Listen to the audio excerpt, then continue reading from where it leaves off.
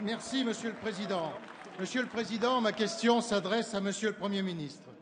Mardi dernier, Monsieur Montebourg nous disait, je le cite, « Nous avons un repreneur crédible qui souhaite investir 400 millions d'euros pour rénover les hauts fourneaux de Florange. » Personne sur ces bancs ne peut imaginer un instant qu'un ministre de la République a pu mentir à ce point à la représentation nationale. Pour autant, Monsieur le Premier ministre, vendredi, vous le désavouez et vous l'humiliez publiquement en affirmant qu'il n'y avait aucun repreneur.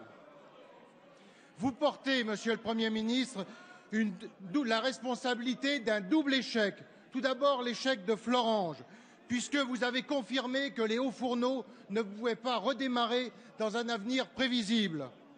Et puis celui de la France, Monsieur le Premier ministre, avec ce message catastrophique que vous adressez aux investisseurs étrangers, en laissant un ministre de la République utiliser la menace de la nationalisation comme une arme de négociation. Ça n'est pas acceptable, Monsieur le Premier ministre, à destination des investisseurs potentiels.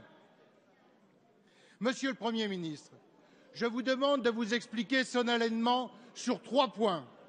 Le premier point, y avait-il, oui ou non, un repreneur sur le site de Florange? Deuxièmement, avez-vous l'assurance formelle que l'alimentation en gaz des hauts fourneaux ne sera pas coupée? Si tel n'est pas le cas, c'est une véritable trahison à l'égard des salariés.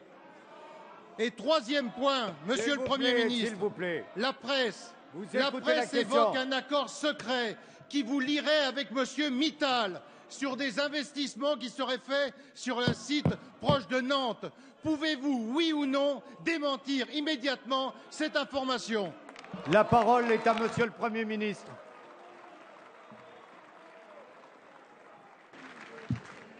Merci, Monsieur le Président. Mesdames, Messieurs les députés, Monsieur le Président du groupe UMP, c'est bien ça, je ne me suis pas trompé. Allez.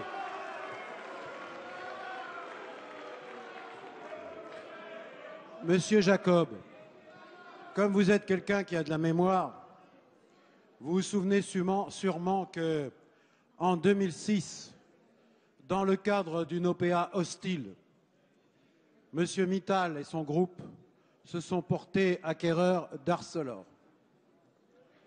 Vous vous souvenez de ça, bien évidemment. Et ce n'est pas une bonne chose pour les grands groupes industriels français et européens que subsiste une telle législation. C'est la raison pour laquelle j'ai demandé que des propositions soient faites pour que le Parlement soit saisi rapidement pour que ce genre de situation ne se reproduise plus, que les OPA hostiles n'imposent plus leurs droits aux grands groupes industriels français et européens. À peine 2 ans après, Monsieur Jacob, Gandrange, ça vous dit quelque chose? Il devait y avoir des investissements. Gandrange devait être sauvé. Aujourd'hui, Gandrange est une friche industrielle. Il n'y a plus rien. Les engagements qui ont été pris n'étaient pas des engagements solides.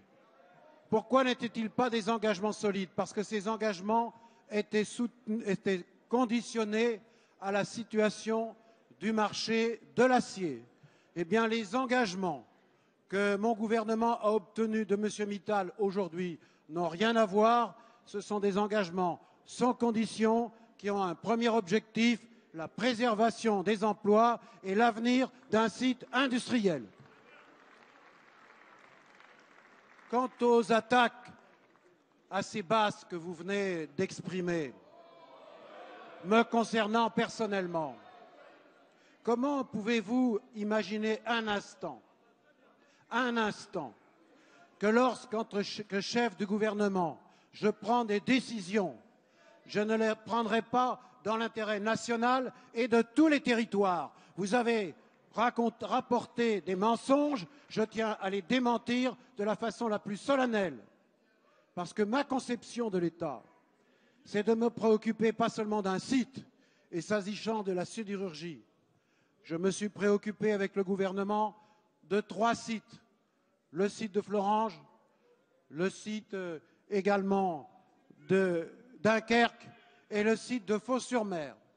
Et s'agissant du site de Bassindre, en Loire-Atlantique, eh bien ce site, certes, est préservé, mais une partie des activités de packaging sont envoyées à Florange. Donc ne me faites pas dire l'inverse.